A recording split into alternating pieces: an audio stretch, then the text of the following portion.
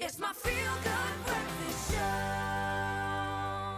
Time to add some homegrown herbs to those societies on Friday. Tanya Visser is about to take you in through a very novel way of planting your own herbs in amongst your existing flower beds. Take a look.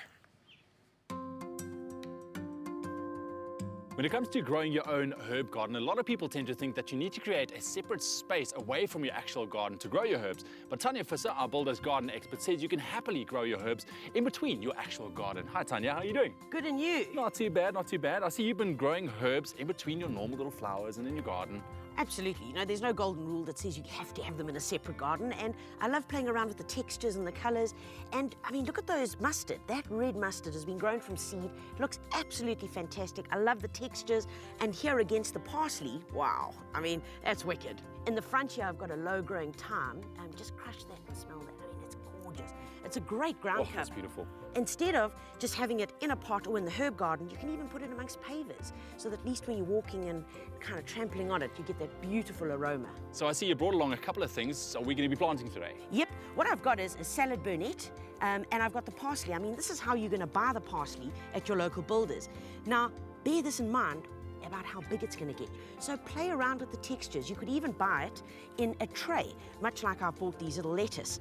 But what I want to play around with today is to add some of these little butter lettuce in amongst the violas and the parsley, and of course, plant some baby red cabbage. I mean, these are so new, and you know, it's a long crop. A cabbage is quite a long crop. It takes about 12 weeks. So whilst they're busy setting their leaves and then eventually forming the cabbage head, you get to enjoy them in your garden. All right, so how are we going to make sure that our herbs grow beautifully in between the other plants? Most importantly, if you've got a garden in the shade, that ain't going to work because your herbs need full sun.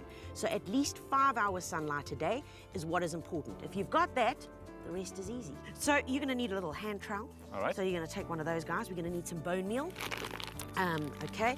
And what you're going to do is sprinkle a bit of bone meal over the soil, and then maybe 1 or 2 spadefuls of compost that we're going to pop into there and turn that in. And because this bed has already been prepped and we've got things growing in here, we don't have to really go in there with a fork and a spade.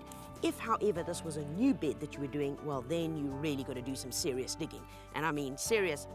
Down a whole long spade length or fork length in and turn the soil. But because we've already planted in here before, it's pretty soft, you can see. Even it out a bit. So remember, you want to get your planting height right.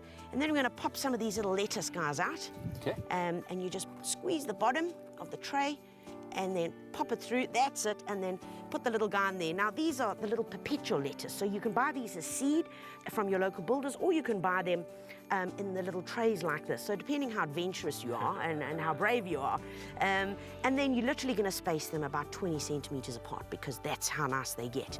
And you can pick leaves as they're growing, or you can wait till it gets a full plant, and then you can pick the whole lettuce leaf and lettuce flowers. So you'll actually get a gorgeous flower as well. And that's it. Good job, Batman. That's fantastic. Now, I mean, why not have so much fun where you can mix your flowering plants with your edible plants and have it all in one space, and especially for folks that are really limited for space in their gardens. I mean, you can have it all. Nobody says that you can't have it all. Perfect. Thank you so much, Tanya. Log on to expressoshow.com as well for all of these tips and tricks straight from Tanya.